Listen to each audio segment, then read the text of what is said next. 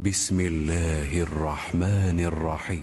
چونکہ قیامت سے پہلے ایک ہوا چلے گی جس سے سارے اہل ایمان مر جائیں گے، ایک کلمہ گو مسلمان دنیا پہ زندہ نہیں بچے گا، صرف غیر مسلم ہوں گے، ایک بھی لا الہ الا اللہ کہنے والا نہیں ہوگا۔ اور قیامت سے 30 سال پہلے، قیامت سے 30 سال پہلے بچے پیدا ہونے بند ہو جائیں گے کہ کسی بچے پر قیامت نہیں آئے گی۔ یوم تذہل کل مرضعۃ عما ارضعت، وہ ہولناکی بتانے کے لیے تشبیہ ہے، وہ یہ نہیں کہ ایسا ہو رہا ہوگا، کیونکہ بچہ تو کافر کا بھی ہو وہ معصوم ہے، مسلمان کا بھی ہو تو وہ معصوم ہے، اس لیے آپ نے کہا کہ سارے جو نابالغ مرتے ہیں وہ جس مذہب کے بھی ہیں سب جنت میں جائیں گے، چونکہ ان پر تو بھی شریعت لاگو ہی نہیں ہوئی ہے، اور سارے بچے حضرت ابراہیم علیہ السلام کے پاس چلے جاتے ہیں۔ تو حدیث پاک میں آتا ہے جتنے اہل ایمان کے بچے بالغ ہونے سے پہلے، پیدا ہونے سے لے کر 15 سال سے پہلے تک جو فوت ہو جاتے ہیں، سب حضرت ابراہیم علیہ السلام کے پاس ہوتے ہیں، ساری نسل ابراہیم علیہ السلام کے پاس، اور وہ ان کے باپ ہوتے ہیں، اور ان کے ساتھ وہ اپنی وہاں کی جنت کے مزے لیتے ہیں، پتہ نہیں کیا لیتے ہیں، ان میں تو کوئی نہیں پتہ۔ بس آپ نے اپنے بیٹے کے بارے میں فرمایا، حضرت ابراہیم رضی اللہ تعالیٰ عنہ علیہ السلام، چونکہ وہ ابھی ماں کا دودھ پیتے تھے، ان کا انتقال ہو گیا، تو آپ نے فرمایا اللہ تعالیٰ نے جنت میں ایک حور کو مقرر کر دیا ہے ابراہیم کو دودھ پلانے کے لیے، سبحان، اور کسی بچے کے بارے میں ایسی بات نہیں ہے۔ تو ڈران والی گل کوئی نہیں، ساڈو تے قیامت نہیں ہوندی، 30 سال پہلے بچے پیدا ہونے بند ہو جائیں گے، قیامت 30 اور 30 سے اوپر کی عمر کے لوگوں پر ہوگی، اور وہ جانوروں کی طرح ہوں گے، سڑکوں پہ زنا کریں گے، اور ہر انسانی جو اخلاق ہیں ان سے وہ خالی ہو جائیں گے، ان سے وہ خالی ہو جائیں گے۔ یہ امت کے اوپر امتحان ہے۔ ہمارا ایک ساتھی ہے وہاں کینیڈا میں، اس نے مجھے خواب سنایا کہ میں نے دیکھا کہ غزہ کے جتنے شہداء کے بچے ہیں وہ آسمان پہ تیر رہے ہیں، اور اللہ کے نبی ہر آنے والے کا استقبال فرما رہے ہیں۔ تو ہمیں دیکھنے میں تو بڑا ظلم نظر ہے، ظلم ہے بھی صحیح، لیکن ہماری تو موج ہے، تو سارے جنت میں گئے، جتنے بڑے شہید ہوئے وہ بھی جنتی، عورتیں شہید ہوئیں وہ بھی جنتی، مرد شہید ہوئے وہ بھی جنتی، اور بچوں کا تو میں نے کینیڈا میں ایک نوجوان خواب دیکھ رہا ہے، راونڈ کا پڑھا ہوا عالم ہے، کہ میں نے خواب دیکھا کہ غزہ کے شہداء کے بچے آسمان پر تیر رہے ہیں، اور اللہ کے نبی ہر آنے والے بچے کا استقبال فرما رہے ہیں۔ تو ساڑی تو موج ہو گئی، ہمیں دیکھنے میں موت نظر آتی ہے، حقیقت میں دیکھو ایک ہوتا ہے کامیاب ہونا، اور ایک ہوتا ہے فتح پانا، ایک ہوتا ہے ناکام ہونا، اور ایک ہوتا ہے شکست کھانا۔ یہ دو الگ چیزیں ہیں، کامیابی الگ چیز ہے، فتح الگ چیز ہے، ناکامی الگ چیز ہے، شکست الگ چیز ہے۔ کربلا کے میدان میں سب سے مقدس خون بہایا گیا، سب سے پاکیزہ خون بہایا گیا، اور ان سب کو شکست ہو گئی، اور وہ سارے گردنیں کٹوا کے نیزوں پہ چڑھ گئے، لیکن وہ ناکام نہیں ہیں، وہ کامیاب ہیں۔ انہیں شکست ہوئی ہے، انہیں ناکامی نہیں ہوئی، وہ کامیاب ہیں۔ اور شمر کا لشکر وہ فتح پایا ہے، وہ کامیاب نہیں ہے، انہوں نے فتح پائی، کامیاب نہیں ہے۔ ابن زیاد کی گردن کٹ کے جب لائی گئی مصعب بن عمیر کے سامنے،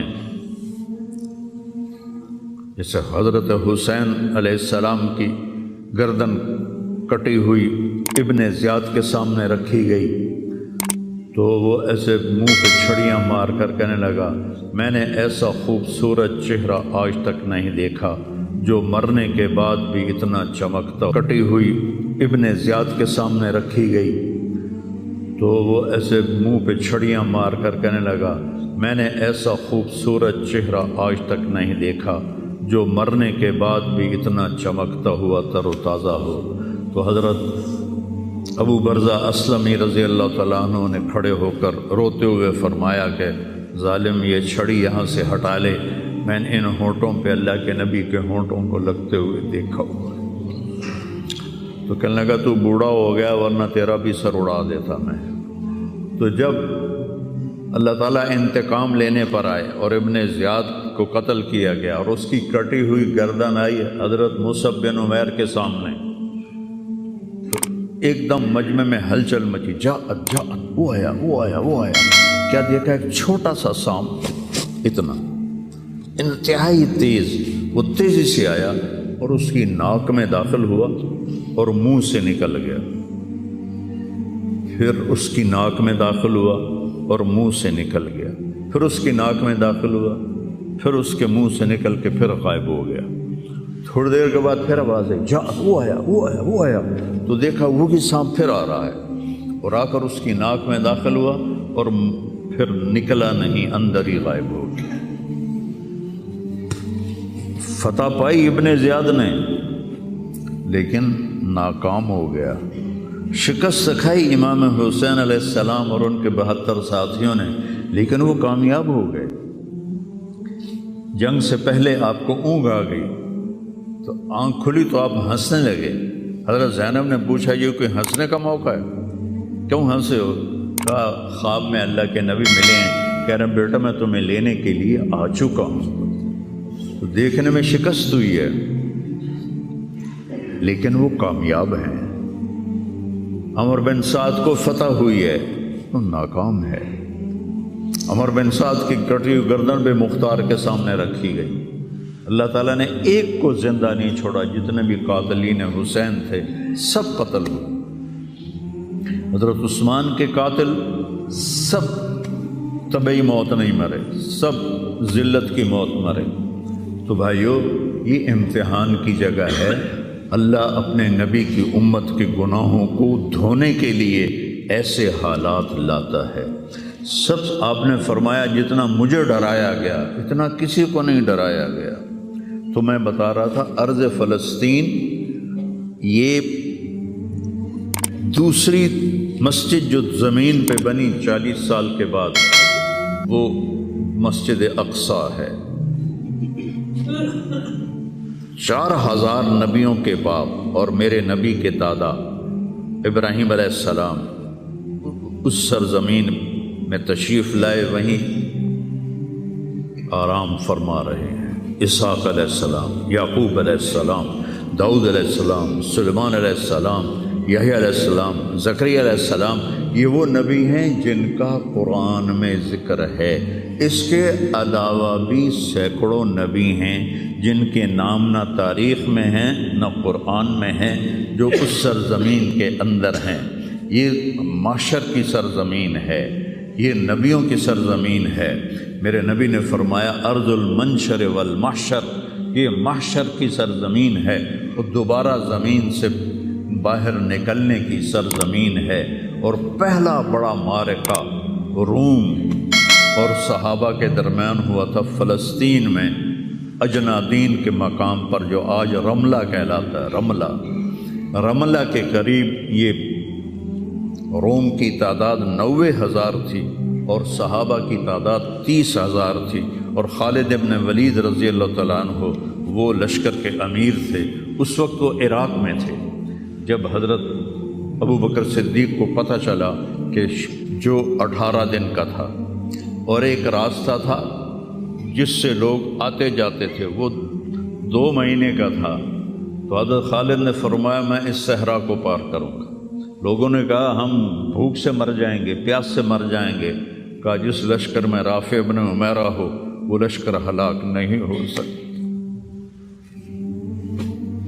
آئے اشاق گئے وعدہ فردہ لے کر، اب انہیں ڈھونڈ چرا کے رخ زیبا لے کر۔ آئے تھے کچھ لوگ جو اللہ کو راضی کر کے دوستی لگا کے دکھا گئے، کب اپنی آنکھوں سے ڈھونڈ چرا کے رخ زیبا، تمہیں نظر کوئی نہیں آئیں گے، مرد نظر آئیں گے، انسان کوئی نہیں نظر آئے گا، عورتیں نظر آئیں گی، انسان کوئی نہیں نظر آئے گا۔ تو فرمایا جس لشکر میں رافع ہو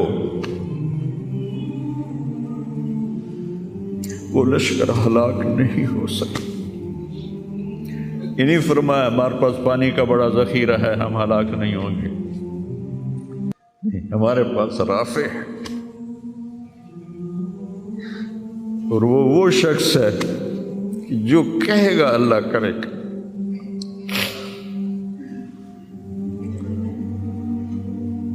18 دن میں اس کو پار کیا، اور ایک مقام پر آ کر پانی ختم ہو گیا، 3 دن بغیر پانی کے گزارے۔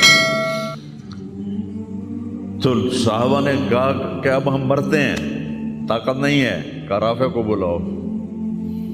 رافع کی آنکھیں خراب تھی، فرمانے لگے رافع پانی چاہیے، کہنے لگے اچھا مجھے بتاؤ کہاں ہیں ہم، کیونکہ وہ دیکھ نہیں پا رہے تھے۔ تو انہوں نے فرمایا کہ فلاں جگہ۔ اب صحرا میں تو کوئی نشان منزل ہوتا ہی نہیں، تو کوئی انہوں نے جھاڑیاں بتائیں، کہنے لگے کچھ جھاڑیاں دیکھو ایک طرف کٹھی ہوں، کٹھی جھاڑیوں کا کوئی جھنڈ ہو، مجھے بتاؤ ہے؟ انہوں نے کہا ہاں وہ نظر آ رہا ہے، کہ مجھے وہاں لے چلو۔ وہاں لے گئے، ایک جگہ اشارہ کیا کہ یہاں سے زمین کھودو، زمین کھودی تو پانی کا چشمہ نکل کے باہر آ گیا۔ کبھی ہم بھی تم میں بھی چاہت تھی، کبھی ہم بھی تم میں بھی راہ تھی، کبھی ہم بھی تم بھی تھے آشنا، تمہیں یاد ہو کہ نہ یاد ہو۔ اللہ نے تو بے وفائی کی نہیں، ہم نے بے وفائی کی۔ اس کی مدد جو رکی ہوئی، یہ بھی اس کی مدد ہے۔ ہمارا شہید جنت میں جا رہا ہے، اگر زندہ ہے، زخمی ہے، بھوکا ہے، گناہ معاف ہو رہے ہیں۔ جہنم کی آگ سے ایک سوئی کا نکا عام آدمی ویکھ ہی نہیں سکتا، دھاگا نہیں پا سکتا، جس دن کی نظر کمزور ہوئے، اتنا چھوٹا ہوتا ہے۔ میرے نبی فرمایا، جبریل علیہ السلام نے آ کے عرض کیا یا رسول اللہ، سوئی کے نکے کے برابر اگر جہنم کی دیوار میں سوراخ ہو جائے تو اس میں سے جو آگ کی چنگاری نکلے گی پوری دنیا کو کوئلہ بنا دے گی۔ اس کے سامنے یہ تکلیف تو بڑی تھوڑی ہے، لیکن بات اصل یہ ہے کہ ہم نے اللہ سے دوستی چھوڑ دی۔ یہودیوں کو گالیاں بعد میں دو، پہلے ہم اپنے گریبان۔ تجھے کیوں فکر ہے اے گل دلے صد چاک بلبل کی، تو اپنے پیرہن کی چاک تو پہلے رفو کر لے۔ کتنا جھوٹ بولا جا رہا ہے، کتنے جھوٹے مقدمے ہیں، کتنی والدین کی نافرمانی ہے، کتنے گھریلو ناچاکیاں ہیں، کتنا سود چل رہا ہے، کتنا شراب کے ٹھیکے چل رہے ہیں، کتنے لوگ نمازیں چھوڑ چکے ہیں۔ صرف حکمرانوں کو میں کیا گلہ دوں، آج ہم سارے اس حمام میں ننگے ہیں۔ تو یہ اللہ کی رحمت ہے، اگر کسی کو اللہ نے اس امت کو اگر دنیا میں وہ جھٹکے دیتا ہے۔